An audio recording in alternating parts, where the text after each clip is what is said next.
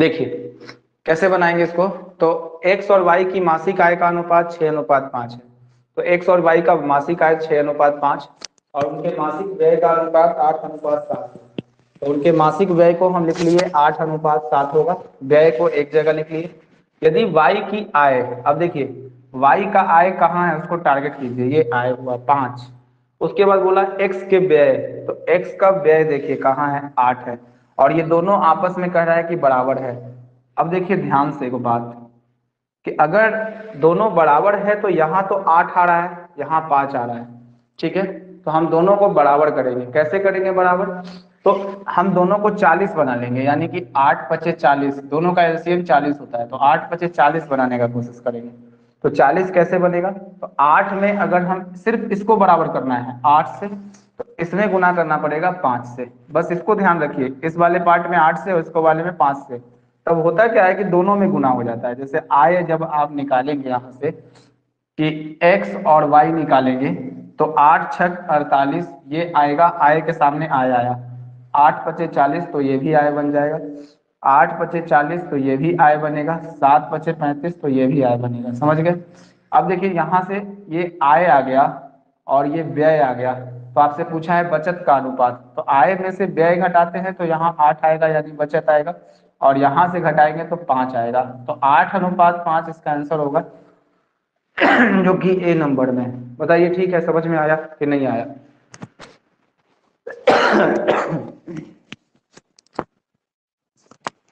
Clear है?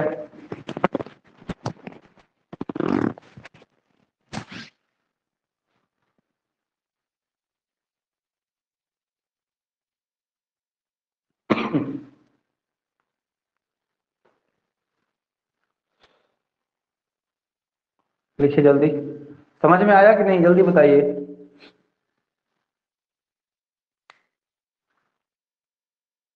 चलिए आगे, और सबको समझ में आ गया?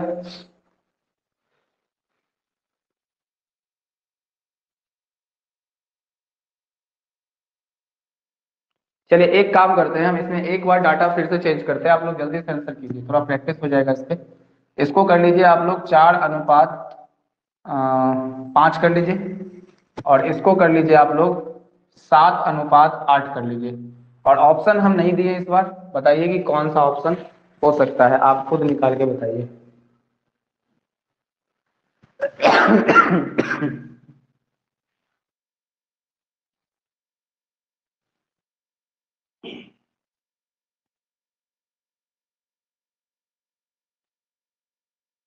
क्वेश्चन लिखिए पहले तब बनाइएगा।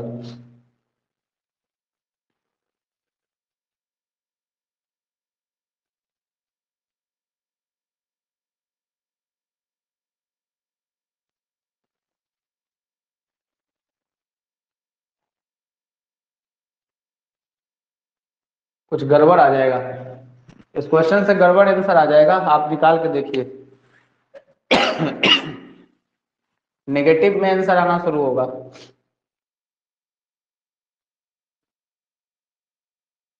जो कि कभी हो नहीं सकता है। उल्टा आ गया, गलत है ये, तो क्वेश्चन ही गलत है, रॉन्ग है। समझ गए ना? तो हम अपने से डाटा बदले थे, तो इसका आंसर आपको नहीं निकल पाएगा, क्योंकि माइनस में आंसर आय कम दिखाएगा। और कभी ऐसा नहीं हो सकता है, याद रखिएगा।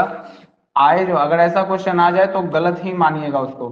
तो आय हमेशा व्यय से बड़ा होगा, और आय जो होगा हमेशा बचत से बड़ा होगा। समझ गए? ध्यान रखिएगा। और नहीं तो बचत अगर आय से बड़ा हो गया तो सोचिए कि आपके घर में इनकम टैक्स रेट पड़ेगा। समझ में आ रहा है? आय, अगर बचत अगर अधिक हो जाएगा आय से, जितना आपका इनकम है, और बचत ज्यादा हो जाएगा या खर्च ज्यादा हो जाएगा, तो अगर खर्च ज्यादा हो जाएगा तो आप कर्जदार हो जाएंगे, और बचत ज्यादा हो जाएगा तो इनकम टैक्स रेट पड़ेगा। समझ में आया बात? चलिए मिटाते हैं इसको। क्योंकि जितना कमाते नहीं है उससे ज्यादा बचा लेते हैं, कहाँ से आया तो बताना पड़ेगा। चलिए अब आगे बढ़ते हैं नेक्स्ट। अब क्वेश्चन का पैटर्न थोड़ा बदलते हैं। लिखिए 7,0,2,0,0 रुपए को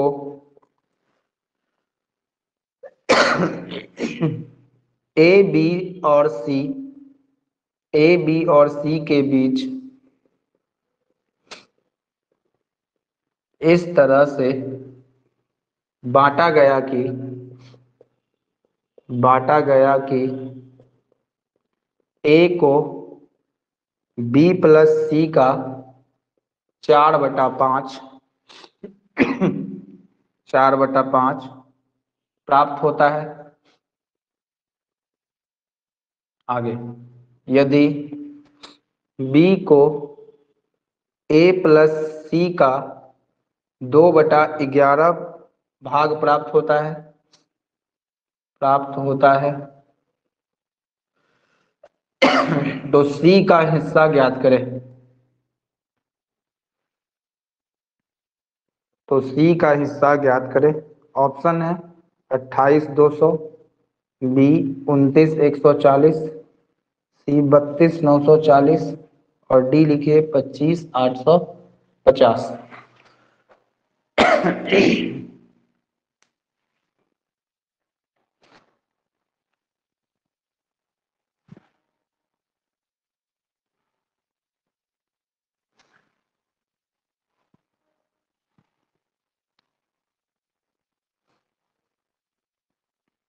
इस तरह का अनुपात हम आपको सॉल्व करना सिखाए हैं। अगर वो बात याद होगा तभी आप बना पाएंगे इस क्वेश्चन को, नहीं तो फिर नहीं। पहले सी का हिस्सा ज्ञात करने के लिए ए बी और सी का हिस्सा अलग अलग ज्ञात करना होगा आपको। तीनों अलग अलग निकालिएगा तभी पॉसिबिलिटी है।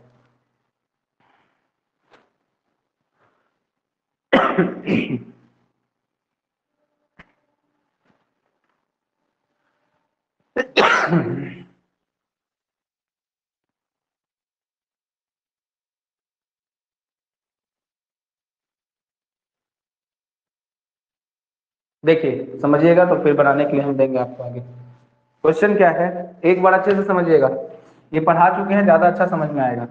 देखिए कितना रुपए है तीनों के पास, 70200, मतलब 70,200 रुपए ही हैं उनके पास। 70,000 टोटल 200 रुपए है।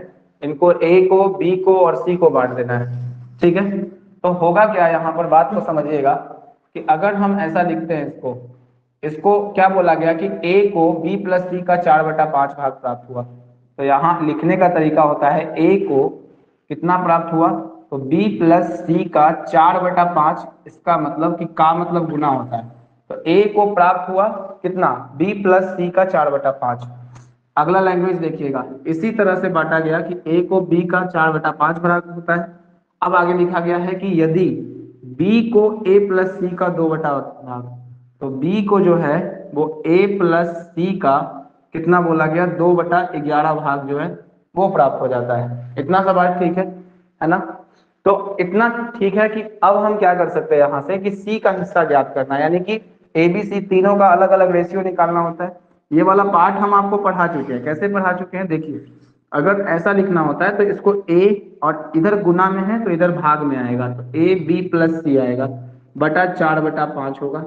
अगर हम इसको इधर लेके आएंगे b इंटू ए प्लस सी, तो ये 2/11 चला जाएगा, है कि नहीं। इतना तो बात क्लियर है। अब आगे बढ़ते हैं, क्या कर सकते हैं इसके बाद। ये क्या दिख रहा है आपको, ध्यान से देखिएगा एक लाइन में। इसको हम लिख सकते हैं a अनुपात b प्लस सी बराबर 4/5, बदलना सिखा चुके हैं पहले क्लास में। इसको हम लिख सकते हैं क्या, b अनुपात a प्लस सी बराबर लिख सकते हैं 2/11। ऐसा लिखा जा सकता है इस वाले पार्ट को। अब हम एक बात आपको बता चुके हैं, याद कीजिए ABC निकालने का बहुत अच्छा तरीका है। अगर ऐसा क्वेश्चन आए तो आप डायरेक्ट इस वाले पार्ट से ऐसे लिख लीजिएगा कि a को b प्लस सी से 4/5 होता है, तो इसका मतलब a अनुपात b प्लस सी, a अनुपात b प्लस सी बराबर 4/5, और a को b प्लस सी से, तो b अनुपात यहाँ पर, सॉरी यहाँ गड़बड़ कर गया ना, यहाँ पर a को b प्लस सी से नहीं, और b को a प्लस सी से 2/11, ठीक है सही है। तब हमको क्या करना होगा, बात को समझिएगा अब ध्यान से। हम क्या करते हैं, देखिए यहाँ भी ये वाला बात पढ़ाए थे कि यहाँ भी ए बी सी तीनों है, यहाँ भी ए बी सी तीनों है। इसका मतलब कि आ जाएगा 11, 12, 13 आ जाएगा, ऐसा आ गया। समझ गए बात को? तो एक जगह आ गया 9 और एक जगह आ गया आपका 9 आया और एक जगह 13 आया। वहां लिखे हैं जो नजर नहीं आ, देखिए यहां से इस वाले पार्ट को हम इधर लिखते हैं, उधर साफ नहीं दिख रहा है। तो हम ऐसा बोलेंगे, देखिए ध्यान से इसको समझिए। तो हम इसको लिख सकते हैं कि a अनुपात b प्लस सी, इतना तो बात आप समझ गए कि 4:5 दिया हुआ है, और b अनुपात a प्लस सी बराबर जो दिया हुआ है वो 2:11 दिया हुआ है। अब आप गौर से जब देखिएगा तो ए बी सी इसमें भी है, ए बी सी इसमें भी है, बस अंतर इतना है कि उल्टा किया कर दिया गया है। तो यहाँ से ए बी सी का मान 9 आ रहा है और यहाँ से आ रहा है एबीसी का मान 13 आ रहा है। सबको जब जोड़ रहे हैं तो 5, 4, 9, 2, 1, 3, लेकिन तीनों में जब a प्लस बी प्लस सी ही करेंगे तो मान कैसे बदल जाएगा? वो बराबर रहेगा। तो बताइए ऐसा बात पढ़ाए हैं कि नहीं? दोनों को बराबर करने के लिए इसको 13 से गुना कर देंगे, इसको 9 से गुना कर देंगे। अब सुनिए क्या होगा, a का मान निकल के आ जाएगा। अब कैसे निकलेगा थोड़ा गौर से देखिएगा। बताइए पहले जल्दी से, इतना समझ में आया तब हम आगे बढ़ेंगे, नहीं तो फिर समझाएंगे इसी पार्ट को दोबारा, पूरा बताने के बाद कोई फायदा नहीं। चलिए अब देखिए, इतना जब समझ में आ गया तो बहुत अच्छा है। सर क्या? हाँ जो लिख रहे हैं ना वो अच्छे नहीं दिख मार्कर रहा है बड़ा, अच्छे से ब्लैक वाला क्वेश्चन लिखा हुआ है मार्कर ना अभी जो उसके नीचे जो बता रहे हैं नहीं दिख रहा। क्वेश्चन जो लिख रहे हैं तो क्वेश्चन बड़ा जो कीजिए लिखा ना, हुआ है ना वो जूम वाला ब्लैक स्क्रीन को नीचे जूम वाला कीजिए नहीं ना। दिख रहा था।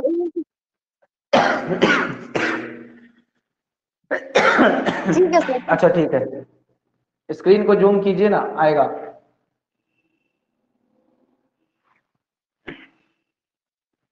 चलिए ठीक है, देखिए अब तो अब यहां तक बात समझ में आ गया। तो अब हम a का मान निकाल सकते हैं। a का जब मान निकालेंगे तो इन दोनों में गुना होगा, तो हमको सिर्फ a से मतलब है। देखिए तो 13 चौके हो जाएगा 52। देखिए यहाँ से a का मान 4 है और 4 में 13 से जब गुना करेंगे तो 13 चौके a का मान आप निकाल लीजिएगा 52। चलिए b का मान निकालिए। तो b का मान जो होगा कैसे निकाल पाएंगे? b अकेला यहाँ पे है, जो अकेला है उसी से आप निकाल सकते हैं, नहीं तो नहीं निकाल सकते हैं। तो 9 और 9 यहाँ पर b का मान 2 है और 9 से गुना करेंगे तो हो जाएगा 18। अब चाहिए हमको c, ठीक है? अब c चाहिए, कैसे निकालिएगा? तो देखिए ध्यान से, abc का पूरा मान कितना है? 13 नमा 117। abc का पूरा मान है 117। इसमें से a और b का मान घटा देंगे तो c का मान ही बचेगा। तो a और b को ऐड करके घटाइए, 8 2 10, 5 1 6 और 1 7, यानी कि 70 जब आप इसमें से घटाएंगे तो 4 आ जाएगा और कितना आ जाएगा? बस खत्म हो जाएगा। तो c का मान आप 47 निकाल गए। बताइए यहां तक क्लियर है? ये जो हम निकाले वहां तक आप सबको क्लियर है कि फिर समझाना पड़ेगा जल्दी? क्लियर है? चलिए ठीक है। ए का मान हम अलग से निकाल लिए, बी का मान अलग से निकाल लिए और सी का मान अलग से निकाल लिए। अब इन तीनों में उसको बांट देना है। तो जब बांटना है, थोड़ा सा टफ क्वेश्चन है ये, बहुत अच्छा क्वेश्चन है, इतना अगर आप समझ रहे हैं तो बहुत अच्छा बात है। चलिए अब आगे देखिए, इन दोनों तीनों को ऐड कीजिए, 8 7 15, 15 16 17 का 7 1 रहेगा, 4 1 5, 5 1 6, 5 11, यानी कि ये चीज जो आएगा वो 117 निकल के आना चाहिए शायद। ठीक है, 117 आएगा और 117 यूनिट ही बांटा गया है तीनों में, तो 117 यूनिट का वैल्यू है 702.00। जब आप 117 को काटेंगे तो हमको लगता है कि ये 6 बार में कैंसिल हो जाना चाहिए। आप भाग लगा के देखिएगा अपने से यहाँ से कि 117 को 702 से भाग लगाना है तो 2 आ रहा है, तो 7 6 42 का 2, 4 6 4 10, 1 6 और 1 7, 702 आ रहा है। इसका मतलब कि ये 6 बार में कट जा रहा है पूरा, और जो 2 जीरो है वो ऐसे आएगा, तो 1 यूनिट का मान आ जाएगा 600। तो आपसे पूछा गया सी का हिस्सा कितना है, तो आप देख रहे हैं कि 1 यूनिट का जैसे ही वैल्यू पता तो सी का हिस्सा है 47। तो सी का जो हिस्सा होगा 47 गुना 600। जब 47 गुना 600 करेंगे तो पता है कितना आ जाएगा? 6 सत्ते 42 2, ठीक है, 6 सत्ते आ जाएगा 42 2 और 6 चौके 24, 25 26 262 नहीं आ रहा है, कुछ गड़बड़ कर रहे हैं। 6 सत्ते 42 2 4 आएगा, सॉरी 6 चौके 24 4 28 282 00, यानी कि ऑप्शन नंबर ए पुट कर जाएगा इसमें। चलिए बताइए क्लियर है कि नहीं है इतना। अगला क्वेश्चन बन जाएगा आपसे, 3 क्वेश्चन करवाएंगे अभी, जल्दी से बोलिए।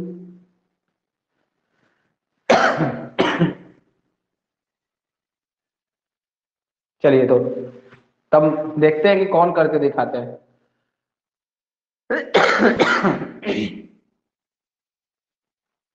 पूरा क्वेश्चन का तैयारी कर लीजिए, एक छोटा सा टेस्ट लगाएंगे आप लोग का। कितना दिन से बोल रहे हैं, 1 2 दिन और टाइम दे देते हैं, पेपर सेंड करके हम भेज देंगे।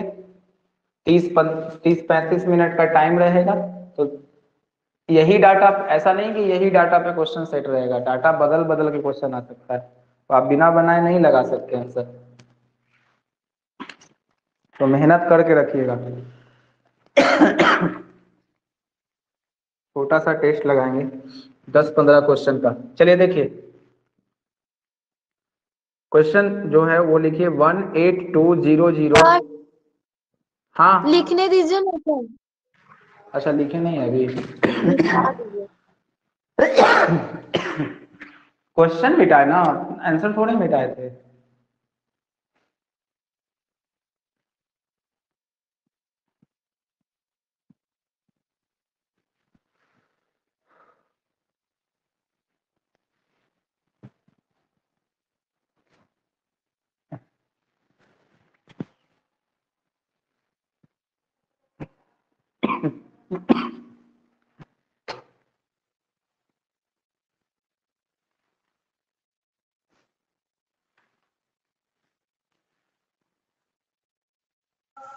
हो गया सर। चलिए लिखिए 182 और उस पर डबल जीरो है।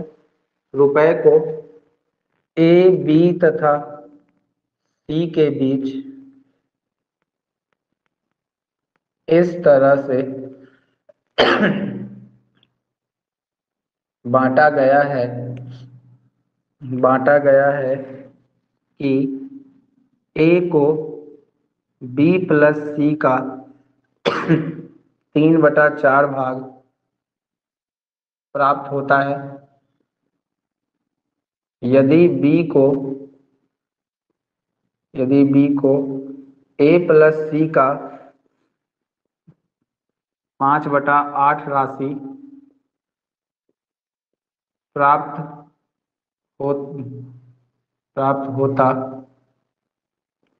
तो सी का हिस्सा ज्ञात करें। सी का हिस्सा ज्ञात करें।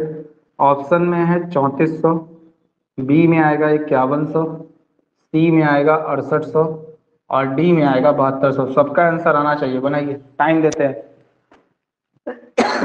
जब तक आंसर ना आए लगे रहिए इसमें।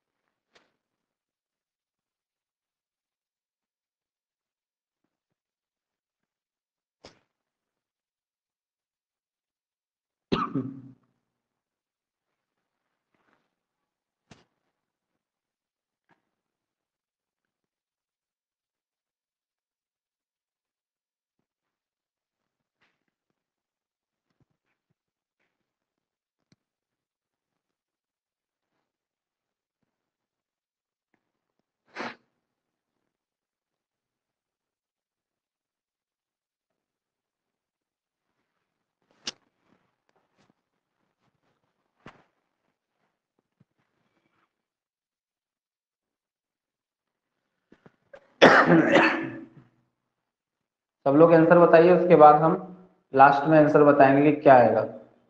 इनका बन जाएगा, आंसर कीजिएगा।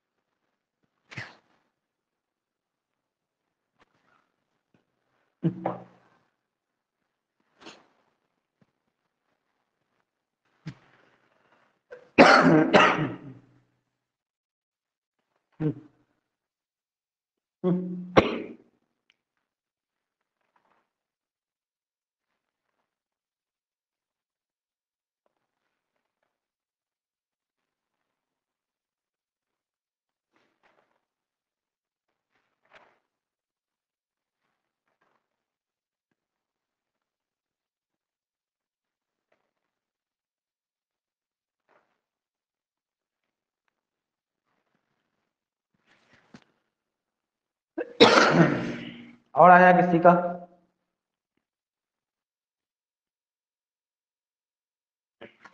बना रहे सर। ठीक है, बनाइए बनाइए।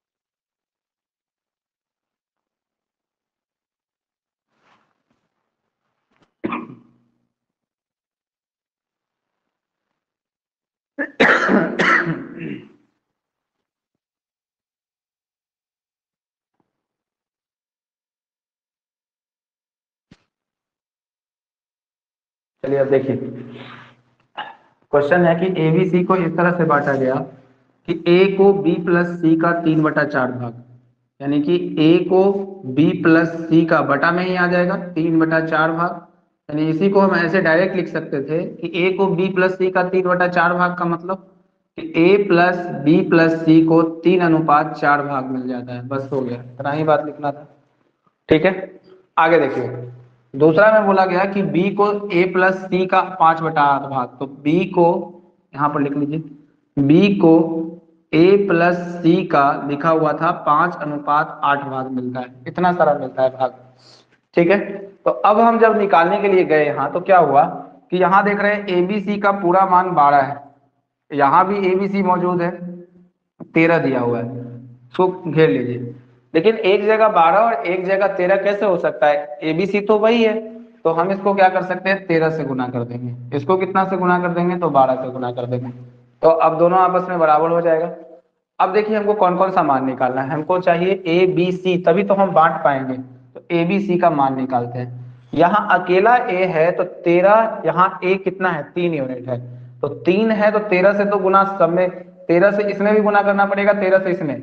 तो ए का एक्चुअल वैल्यू आ गया 13 तिया 39। बी का जब एक्चुअल वैल्यू की बात करेंगे तो 12 और यहाँ 5 है, तो 12 पचे हो जाएगा 60। अब देखिए यहाँ समझने वाला बात है, 7 होगा कहाँ पर कहाँ 7 होगा? सर 4 और 3 को जोड़ेंगे तो 7 हो जाएगा ना। ओ सॉरी, 12 बहुत की बड़ा जगह। मिस्टेक हो गया। हाँ ठीक ठीक ठीक, एक बार गलती कर गए इसको, एक बार हम सही कर लेते हैं। देखिए ये 4 3 7 हो जाएगा, ठीक है, ये 7 हो जाएगा और ये 13 हो जाएगा। हाँ सही है, एक बार और से निकाल लेते हैं, मैं तो लंबा हो जाता। तो यहाँ पर ये बन जाएगा 13 और यहाँ बन जाएगा 7। तो अगर हम ए का मान निकालेंगे तो 13 दिया आ जाएगा 39, और यहाँ 7 पचे निकल जाएगा 35, और 13 सत्ते हो जाता है टोटल 91, यानी एबीसी का कुल मान जो हो जाएगा यही 91 होगा। अब बताइए 91 में से ए का मान है 39, बी का मान है 35 और टोटल का मान है 91, तो इन दोनों को ऐड करके इससे घटा देंगे तो सी का मान आ जाएगा 9 5 14, 3 3 6 और 1 7, 74। यानी इन दोनों का 74 है, तीनों का एक 91 है, तो घटा देते हैं 74 इससे, तो जो बचेगा वही सी होगा। 11 में से 7 गया, 4 गया तो 7 बच जाएगा, और 8 में से तो ये 17 बचेगा। इसका मतलब सी का मान 17 बचेगा। अब हम इसको फिर से जोड़ने थोड़े जाएंगे, क्योंकि हमको पता है कि टोटल का मान 91 ही है, एबीसी का मान तो 91 हम लिख चुके हैं यहाँ पर ही, तो हम बोल देंगे कि 91 यूनिट बराबर जो है वो 182 है। जोड़ने का जरूरत नहीं था क्योंकि हमको पूरा जोड़ा हुआ अवेलेबल है यहाँ पर, ये जो आएगा यही टोटल मान को दिखाएगा। तो 91 0 0 है, 2 बार में ये कट जाएगा, आप काटिएगा तो 1 यूनिट का मान 200 आ जाएगा। तो आपसे सी का हिस्सा पूछा गया है, तो सी का हिस्सा है 17 यूनिट, और 200 से गुना कर दीजिएगा तो 17 दूना 3400 आ जाएगा, जो कि ऑप्शन नंबर ए दिखा रहा है। ठीक है, बात समझ में आ गया होगा? जल्दी से बताइए, क्लियर हुआ?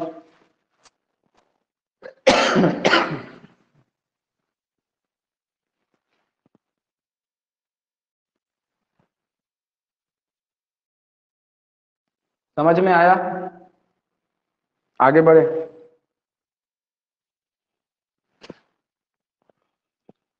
एक क्वेश्चन और देते हैं, अटेम्प्ट करके देखिए, लिखिए पहले इसको, लेकिन फिर अटेम्प्ट करके एक बार देखिए। थोड़ा सा कैलकुलेशन को आराम से कीजिएगा, हड़बड़ाइएगा नहीं तो फिर हो जाएगा। और जितना क्वेश्चन करा रहे हैं उसको कंटिन्यू बनाइए, डेली बनाइए, डेली बैठ के 5 दिन 6 दिन तक लगातार बनाइएगा तो अपने याद हो जाएगा कि इस टाइप का क्वेश्चन ऐसे बनता है। कम से कम 5 6 दिन के पढ़ाई को पूरा रिवाइज कीजिए। देखिए रुपए को ए बी तथा सी के बीच इस तरह से बांटा गया है कि ए को बी प्लस सी का 5/6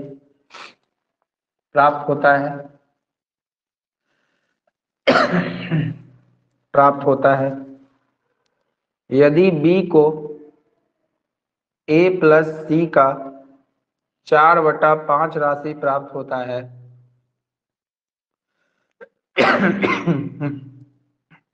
तो अब सुनिए क्या निकालना है, ए और सी के हिस्सों का अंतर है, इसका मतलब ये तो निकालना ही पड़ेगा, दोनों का डिफरेंस निकाल के और तब 1 यूनिट से गुना करना होगा। तो पढ़ चुके हैं, थोड़ा सावधानी से बनाइएगा नहीं तो ऑप्शन आप गलत दे दीजिएगा। बहुत कंफ्यूजिंग ऑप्शन दे रहे हैं हम, ये बना गए तो इसका मतलब कॉन्सेप्ट क्लियर। चलिए बनाइए।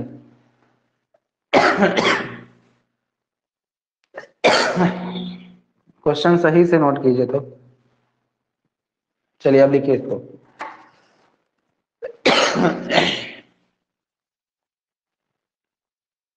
एकदम आराम से ध्यान से देखते हुए। ऑप्शन इतना कंफ्यूजिंग है कि 10 के बाद 100 है, उसके बाद 1010 है, फिर 100001 है, तो ये कंफ्यूजन करेगा। तो कैलकुलेशन को एकदम ध्यान से कीजिए। 2 मिनट 4 मिनट जितना लगता है आप लीजिए, लेकिन इसको बनाइए।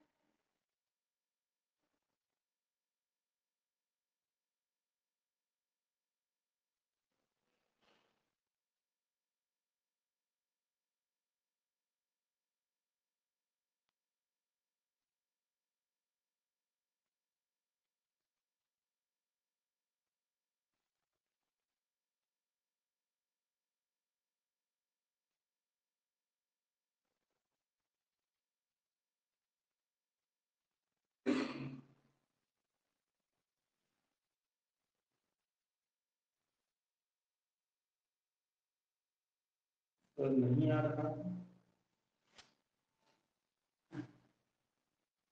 ठीक से कैलकुलेट कीजिए।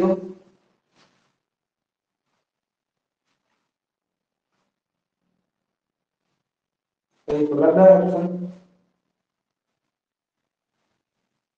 भाग लगाने में गलती नहीं ना किए हैं। भाग ठीक से लगाइए, आएगा।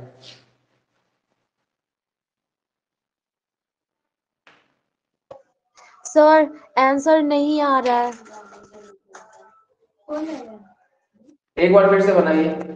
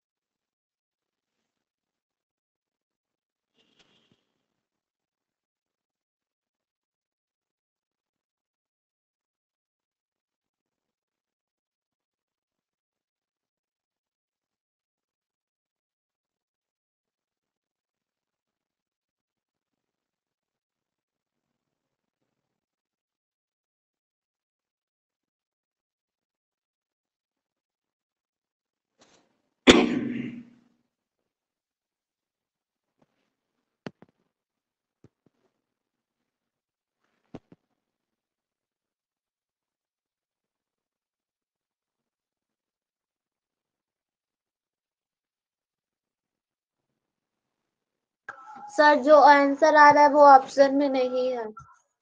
अच्छा ऐसा है, चलिए हम एक बार चेक कर लेते हैं। देखिए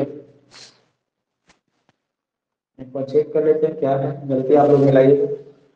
एबीसी को इस तरह से बांटा जाता है कि ए को देखिएगा, ए अनुपात बी प्लस सी, इसको मिलता है 5:6 मिल जाता है, ठीक है। अब मिलता है बी को ए प्लस सी का जो मिलता है वो 4:5 मिल जाता है। इतना बात तो ठीक है। अब देखिए ए प्लस बी प्लस सी को कितना मिला, तो यहाँ से 11 मिल रहा है और यहाँ से 9, ऐसा हो ही नहीं सकता है क्योंकि यहाँ भी ए प्लस बी प्लस सी है, यहाँ भी है, तो दोनों को बराबर मिला होगा। इसका मतलब कि सभी को 99 मिला होगा। ये तो बात समझ में आया। ए प्लस बी प्लस सी 11 टोटल मिला है। अब हमको निकालने का बारी था कि ए बी सी का मान निकालना था कि ए बी सी कैसे निकाले। तो अकेले ए है तो ए 5 है तो 9 बचे हो जाएगा 45, और बी 9 है यहाँ पे तो 11, यहाँ 4 है तो 4 11 चौक ये हो जाएगा 44। अब आप ऐड कीजिएगा तो यहाँ से टोटल तो आपके पास 99 है, और 45 और 44 को घटा दीजिएगा तो सी बचेगा 99 में से। 44 को घटाइए, कितना बच रहा है यहाँ, 4 5 9 4 4 8 89, यानी कि 10 बच रहा था क्या। सी का मान 10 निकाले आप लोग। Yes sir. चलिए ठीक, सी का मान आप 10 निकालिए। तो टोटल तो हमारे पास 99 है, देखिएगा टोटल तो 99 है, और 99 जीरो में बांट देना है। अब भाग लगाए होंगे ठीक से तब आंसर आएगा, नहीं तो गड़बड़ है। देखिए भाग लगाते हैं, जैसे कैसे भाग लगा सकते हैं, तो 99 को भाग लगाना है 99 जीरो से भाग लगाना है। ठीक है, तो कैसे बांटेंगे इसको थोड़ा समझिएगा। 99 से एक बार में कट जाएगा 99, ठीक है। अब उसके बाद भाग का नियम होता है कि एक उतरना चाहिए, लेकिन एक उतारेंगे तो नहीं लगेगा, तो फिर हमको दूसरा संख्या भी उतारना पड़ेगा। और जब दो लगातार संख्याएं उतारते हैं स्टार्टिंग में ही, तब यहाँ पर हमको जीरो लगाना पड़ता है। आया बात समझ में। अब देखिए 99 हो गया, यहाँ ये कट जाएगा पूरा, ठीक है।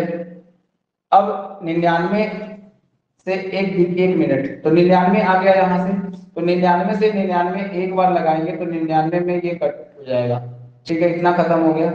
अब एक जीरो लगाएंगे, जो जीरो यहाँ पर आ जाएगा, तो ये जो कटेगा, बताइए भाग समझ में आया। 10 10 भाग समझ में आया, ये बात इतना समझ में आया है। हो सकता है ऑप्शन से लैप्स हो, कुछ गड़बड़ी हो, लेकिन हमको नहीं पता, एक बार चेक करके भी हम सर बता यहाँ सकते पे हैं। भी सही है, सब बनाए थे ऐसे ही बिल्कुल आया है। ऐसे ही आया है, चलिए ठीक है। तो आपसे पूछा है ए और सी के हिस्सों का अंतर पूछा गया है ना। ओहो, यहाँ पर डायरेक्ट हम सी का मान लिख दिए हैं। एक मिनट, क्वेश्चन में लैप्स है कि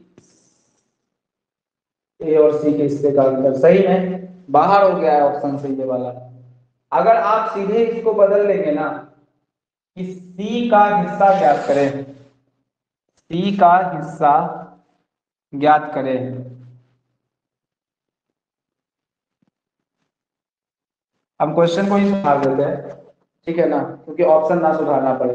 तो अगर हम इसको ऐसा कर लेते हैं 1 0 1 0 इतना आ जाता है, तो सीधा सी का हिस्सा जो आ जाएगा 1 0 1 0 और 0 आ जाएगा, क्योंकि 10 से गुना करेंगे, इसमें 10 से गुना करेंगे तो ऐसे आ जाएगा 1 0 1 0 1, ठीक है। एक जीरो आ जाएगा यहाँ पर लास्ट में, तो ये फाइनल आंसर ए बनेगा, ठीक है। तो कुछ क्वेश्चन में मिस्टेक था, और जिसके अनुसार क्वेश्चन हमारा जा रहा था उसके अनुसार क्या बनता, तो ए और सी के हिस्से का अंतर पूछा गया था, तो इन दोनों को घटा देते, तो 45 में से 10 घटाते तो 35 बचता, और 35 में हम गुना करते 1 0 1 0 से गुना करते, तब हमारा आंसर आ जाता, ठीक है। तो ये था, लेकिन क्वेश्चन में हमसे कुछ और पूछा गया था, इसलिए ये क्वेश्चन का आंसर ये होना चाहिए था, लेकिन अब हम क्वेश्चन बदल दिए हैं, तो ये वाला आंसर अब सही है। समझ गए ना बात, दोनों चीज को समझ गए होंगे। चलिए आगे बढ़ते हैं, अगले क्वेश्चन की तरफ बढ़ते हैं। देखिए ये वाला क्वेश्चन थोड़ा टफ होगा, तो ध्यान से समझिएगा, इसको लास्ट क्वेश्चन भी हम करेंगे। तो ये बात आप समझ गए होंगे, बुक में ऐसा क्वेश्चन होगा, हम आज खोज के देखेंगे, टाइम मिलेगा तो हम भेज देंगे। चलिए यहाँ तक बना लिए होंगे आप। लिखिए अब आगे क्वेश्चन लिखिए। एक आदमी ने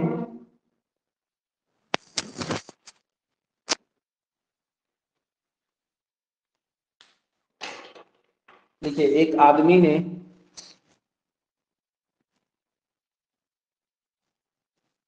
अपनी संपत्ति अपनी संपत्ति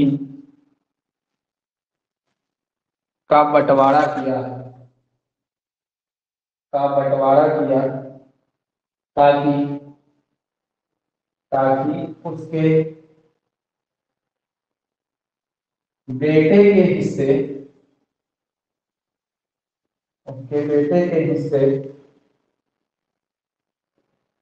उसकी पत्नी के हिस्से, ये सेम क्वेश्चन बुक में है, ठीक है। एक आदमी ने अपनी संपत्ति का बंटवारा किया ताकि उसके बेटे के हिस्से, उसकी पत्नी के हिस्से और पत्नी के हिस्से,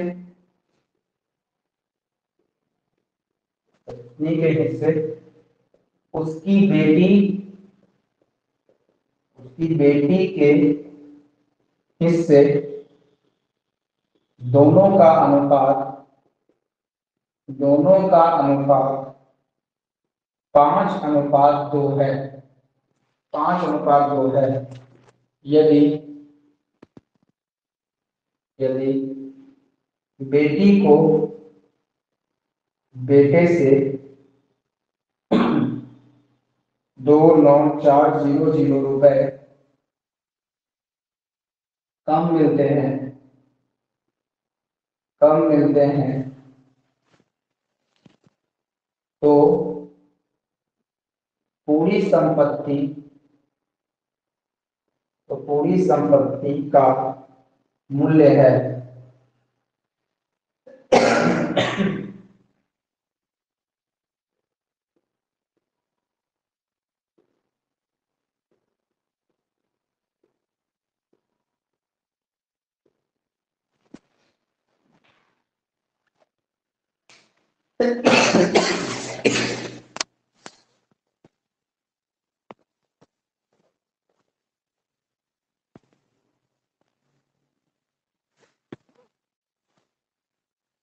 देखिए पूरी संपत्ति का मूल्य पूछा है। अब समझिए इस क्वेश्चन को, ये क्वेश्चन दोबारा बुक में भी आपके सामने आएगा जब आप बुक को बनाइएगा तो, ठीक है। फिलहाल हम लोग समझते हैं कि इसका लैंग्वेज क्या है, जल्दी से लिख लीजिए पहले क्वेश्चन, उसके बाद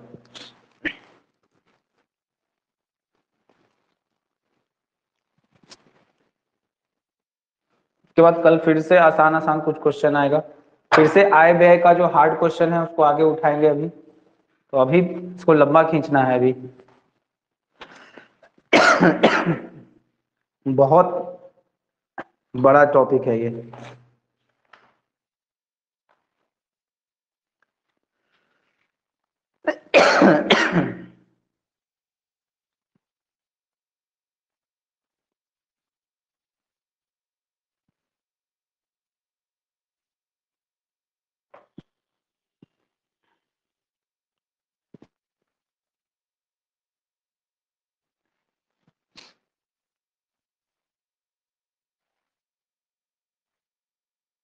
शुरू करें बताना। देखिए शॉर्ट में हम लोग लिखेंगे, सबको दर्शाएंगे। जैसे बोला क्या गया है, समझने की बात है कि एक आदमी ने अपनी संपत्ति का बंटवारा किया, ठीक है। एक आदमी था, वो अपनी संपत्ति को बांटता है। कैसे बांटता है, ध्यान से सुनिएगा।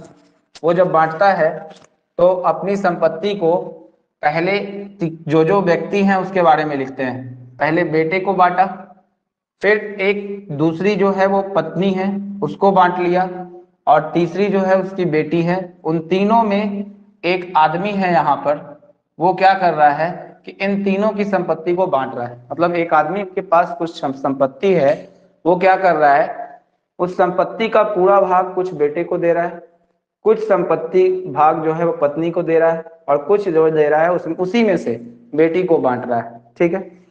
अब क्या बोला गया क्वेश्चन में, ध्यान से सुनिएगा कि एक आदमी अपनी संपत्ति का बंटवारा किया ताकि उसके बेटे के हिस्से, उसकी पत्नी के हिस्से और उसकी पत्नी के हिस्से और उसके बेटी के हिस्से दोनों का अनुपात 5:2 है। लैंग्वेज बहुत आसान है, हम समझाएंगे थोड़ा देर, देखिएगा।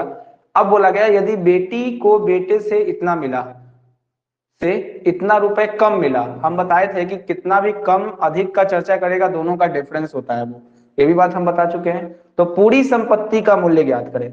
अगर आपको बेटे का कितना रेशियो मिला, पत्नी को कितना मिला और बेटी को कितना मिला है, अगर तीनों का रेशियो अलग अलग निकाल लीजिएगा तो यहाँ से बेटी और बेटे इन दोनों का डिफरेंस इतना दिया हुआ है, तो वहां 1 यूनिट का वैल्यू निकाल पाएंगे हम। और उसके बाद जो है पूरी संपत्ति का मूल्य मतलब इन तीनों को जोड़ के और 1 यूनिट से गुना कर देंगे, हमारा आंसर आ जाएगा। जैसे अब देखिए हम रेशियो निकालना सिखाते हैं, रेशियो कैसे निकालिएगा, सबसे बड़ा तो चैलेंज वही है। तो एक आदमी अपनी संपत्ति, तो आदमी सिर्फ संपत्ति बांट रहा है और बांट किसकी किसके बीच रहा है वो देखते जाइएगा, बेटे और पत्नी के बीच में। तो सबसे पहले हम लोग लिख देते हैं यहाँ पर बेटे को बांट रहा है और पहले भाग में पत्नी को बांट रहा है। चलिए ठीक है, पहला चीज है। दूसरा बात बोला जाएगा कि पत्नी और बेटी, यानी कि दूसरे लैंग्वेज में इस्तेमाल किया गया है पत्नी और एक बेटी, इन दोनों के बीच बांटा गया है। ठीक है, क्वेश्चन का क्या रहा है कि उसके बेटे के हिस्से उसकी पत्नी के हिस्से, बेटे और पत्नी का, और का मतलब अलग कर लेना है, पत्नी के हिस्से उसकी बेटी के हिस्से, दोनों का अनुपात 5:2 है। इसका मतलब कि इन दोनों का भी अनुपात 5:2 दे रखा है, और इन दोनों का बात ऐसे भी लिख सकते हैं नीचे कि इसमें बेटे और पत्नी का अनुपात भी 5:2 है, और इसमें पत्नी और बेटी का भी जो अनुपात जो है वो 5:2 है। ऐसा बोला गया कि दोनों का, लिखा भी है कि उसके बेटे और उसकी पत्नी का अनुपात और पत्नी के हिस्से और उसकी बेटी के हिस्से का अनुपात, दोनों का अनुपात 5:2 ही है। ये भी दोनों को 5:2 मिलता है, इसको भी 5:2 मिलता है। अब देखिए ध्यान से, एक बात तो नजर आ रहा होगा, जैसे ए बी सी होता था तो याद कीजिए कॉमन आता था, कॉमन दोनों में पत्नी है और दोनों को बराबर मिलना चाहिए, जबकि इसको यहाँ 2 मिल रहा है, इसको 5 मिल रहा है। तो हम तरीका बताए थे दोनों को निकालने का, यहाँ पर बेटा लिखेंगे, इधर पत्नी लिखेंगे और इधर बेटी लिखेंगे। तीनों का हिस्सा कैसे निकाल पाएंगे, आपको पता है कि जहां से खत्म हुआ वहीं से स्टार्ट हुआ है, तो 5:2, 5:2 खत्म हो गया, 5×5 = 25, 5×2 = 10 और 2×4। इसका मतलब बेटे को जो मिला है 25 यूनिट, पत्नी को मिला है 10 और इसको मिला है 4।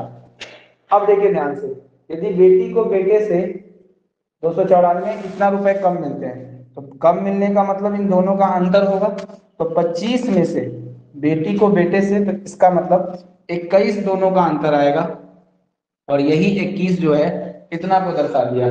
ठीक है, कैसे काटेंगे उसको देखिएगा आप, 21 यूनिट का 294 से काट लेंगे, 21 का 21, ठीक है, 8 और 4। इसके बाद नंबर सिस्टम हम लोग पढ़ेंगे, इसमें आपका कैलकुलेशन हम तेज करवाएंगे।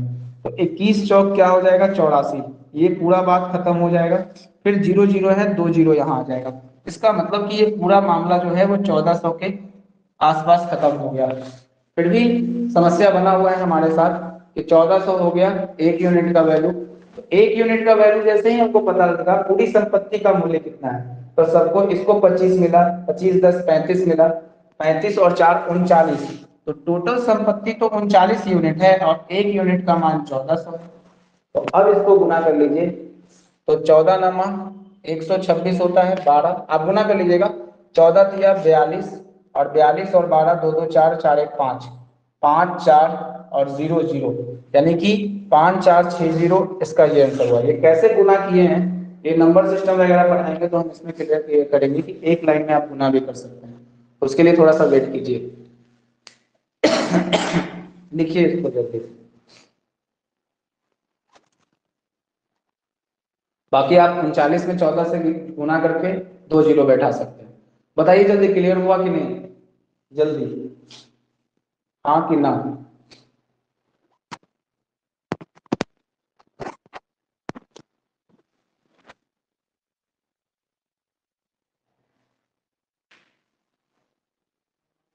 चलिए हो गया, तो बाकी खूब प्रैक्टिस कीजिए इसको, 6 दिन 7 दिन, जब तक ना समझ में आए बनाते रहिए। अपना दिमाग जितना चलाइएगा उतना बेटर होगा, नहीं तो बचा के रखिएगा। तो ऐसा नहीं है कि बचा के रखिएगा तो आगे काम देगा, खराब हो जाएगा। और